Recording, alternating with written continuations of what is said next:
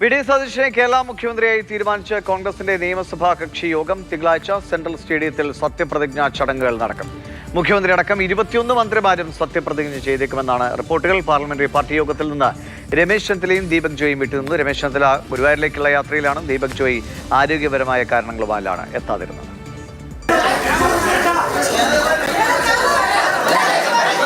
അങ്ങനെ കാത്തിരുന്ന് കേരളത്തിനൊരു മുഖ്യമന്ത്രിയായി വടശ്ശേരി ദാമോദരൻ സതീശൻ എന്ന വി ഡി സതീശൻ.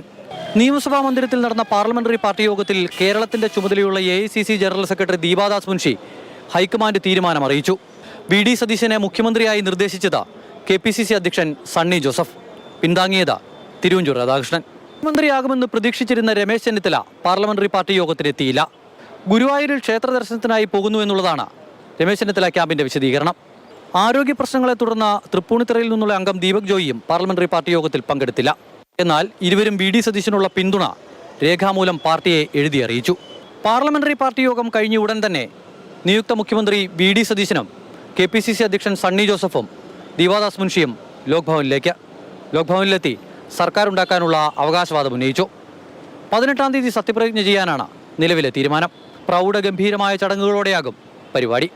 മുഖ്യമന്ത്രി വി ഡി സതീശനൊപ്പം ഘടകകക്ഷി മന്ത്രിമാർ കൂടി സത്യപ്രതിജ്ഞ ചെയ്യും എന്നുള്ളതായിരുന്നു ആദ്യ വിവരം. എന്നാൽ 18-ന് നടക്കുന്ന സത്യപ്രതിജ്ഞാ ചടങ്ങിൽ മന്ത്രിസഭയിലെ 21 അംഗങ്ങളും സത്യപ്രതിജ്ഞ ചെയ്യും എന്നുള്ളതാണ് നിലവിലെ വിവരം. അമൽത്തൻ പറമ്പിൽ, മാതൃഭൂമി ന്യൂസ്, തിരുവനന്തപുരം.